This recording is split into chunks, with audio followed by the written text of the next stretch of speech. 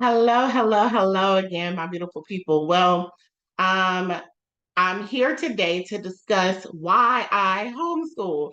So, if you missed my perspective, the video that holds my perspective of parenting or momming and what that really means, then please go back and watch that because it'll give you a little bit more insight. But just to give you a little bit more perspective on why I homeschool. One second, you guys. I want to make sure I can. I guess not. There has to. Oh, I see it. Okay. So sorry about that. But just to give you guys a little bit of perspective, I see moms who say, "Oh, I want to spend every waking hour with my children."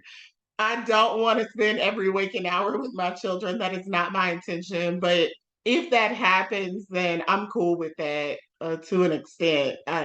Not really. Like we need time away from each other for like being healthy, right? But if that happens, it happens.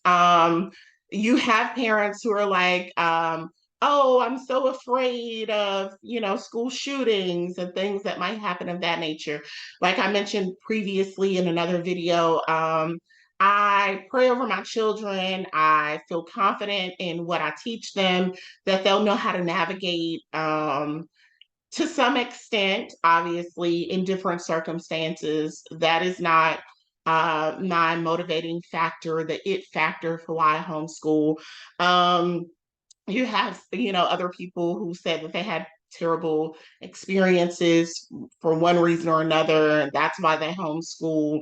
Maybe they're worried about their children who could fall behind in the school system, the traditional school system. None of those are my reason why, y'all. If you really want to know why I homeschool, I think I've never been other than my mom, who's now moved on to the next stages of life, right? Which is death before waking in the kingdom of God, right? Um, I never shared this with anyone except her, other than my two children, a couple of days ago, because I never thought of like really getting to the core of why I do what I do, and I don't take it lightly. My goal, I am raising top one percenters, you guys. Um, and yes, I mean, financially as well. If it offends you, then this is not the channel for you, right? But I mean, financially as well. I mean, spiritually as well. I mean, and yes, those things do go hand in hand for those of you who don't know. I mean, I believe my father is a God of abundance, and just like me as a human, in my limited knowledge, my limited love, my limited ability to protect and so forth and so on.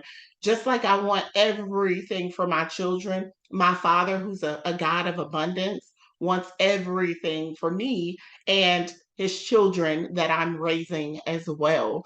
So yes, those things do go hand in hand, and there's absolutely wealth is spiritual. Wealth is given by God, or it was initially given to God's children by Him, and I want my children to be top one percenters. And like I mentioned previously, I don't mean just my two children that I had for my body. I mean everything that comes from me in every sense, through marriage, through adoption, through just raising them spiritually. I mean, all of that. I want my legacy to be top 1%. I want them to get to heaven and God to look at them and say, job well done. So literally get, I'm proud of you from the Father, in every sense, every way possible, in the way they think, in the way that top one percenters, in the way they think, top one percenters for the status that they hold themselves to. I want them to be top one percenters in their health. I want everything possible in every way. And in order for me to do that, I need them with me to teach them, not just if y'all know me. if y'all hadn't seen, y'all will see eventually. I don't go light with my children in traditional schoolwork. Like you have some parents out there who are very, very lighthearted because they're spending a significant portion of their time coming from a biblical perspective or teaching their children about God. So they take schooling like there's this concept of unschooling and all this other stuff, to each his own. That's not my way of doing things. I'm very academically rigorous with my children. In fact, my daughter was able to phonetically read at 2 years old, like sounding words out, not memorizing words and saying, "Hey, that's reading." And then I see a word I don't know and I don't know what to do. No, I mean, she was literally sounding words out at 2. My son was doing it at 3 only because I took a year off from teaching him, or else he would have been doing it at 2. Um, but that's not neither here nor there. Now, my children, just to give you some insight on that for the people who are wondering, and this is not me bragging of one child over the next person's child. This is me telling you the type of work I put in. And just like anybody else is proud of the work they put in at the end of the day, from their own business, their own job, whatever it is, I'm proud to see the fruits of my labor. Like people are proud when they see a tree grow fruit, right? So, but anyway, that they planted, right? So I'm proud of the fruits of my labor. I'm proud when I see my children, the work that I put in, come out. So you can take it how you want, but yes, I'm going to be speaking a lot on their abilities and things that we worked with, right? I know ultimately this is a gift from God, their talents, their gifts, their skills, but a lot of it is also hard work on my behalf and on their behalf. So, but my daughter, who is now 9 years old and supposed to be starting fourth grade, was just tested at a private school. And she tested up with the seventh graders and eighth graders with her English, and some things were seventh grade level, some things were eighth grade level, but that's right on par because when she was in kindergarten, she was testing up with the third graders, and mid third grade, closer to fourth grade when she was halfway through kindergarten. So that's about the same level that she was then. And not just with the English, with the math. My daughter is scientifically inclined and she's intrigued by everything science. So her science is skyrocketing as well. And a lot of that rubs off on my son. But to be honest with you guys, when it came to the science, I was going so hard at English and math and life skills and Bible. And I teach my children real estate and law because those are my fields. And, you know, why not? Why not prepare them for the world in every way possible, right? I think those are two very core places to prepare children for life, right? The life of that we know here in the U.S. like this, right? So and probably many other places nowadays. So I prepare them hard in this. So academically, I prepare them rigorously, but I also have to teach them ways of life and mindset teaching. And when I say mindset teaching, I mean how to think, right? Perspective, how to like we're working on building character, but we're also working on things like taking initiative, self-motivating, right?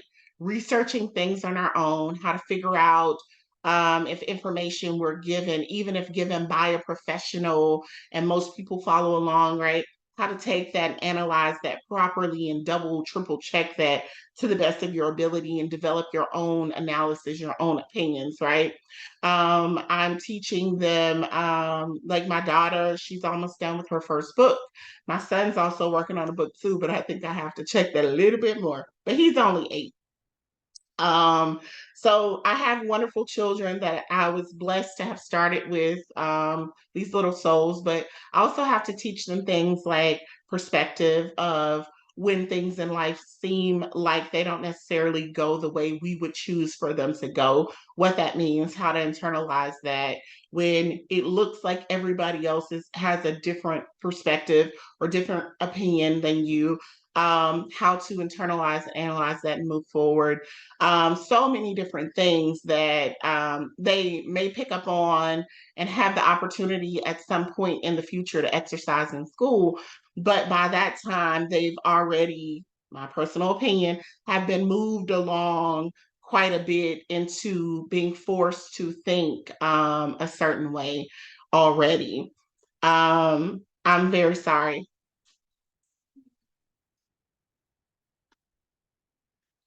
So, sorry, you guys. I am a very strict mom. I have a lot of fun with my kids. We go a lot of places. We do a lot of things.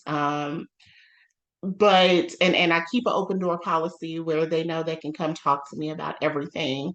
But at the same time, I am very strict and very stern on them. Um, All right, so we had to take a break for me to get on to one of them just then. But back to what I was just saying a second ago. I am raising top one percenters in every way I humanly can. And that calls for me to have them with me in order to teach them as God places things on my heart to teach them. Not only that, and probably more so, most my top tier reason is because schools, I have to best prepare them to the top of my ability for the world. Sorry, you guys, I'm sorry about that. I have to prepare them to the best of my ability for life. I have to teach them how to think, to not, in my opinion, traditional school systems take children and they kind of dummy down the creativity that's in them, and they push it along to this video has had so many distractions.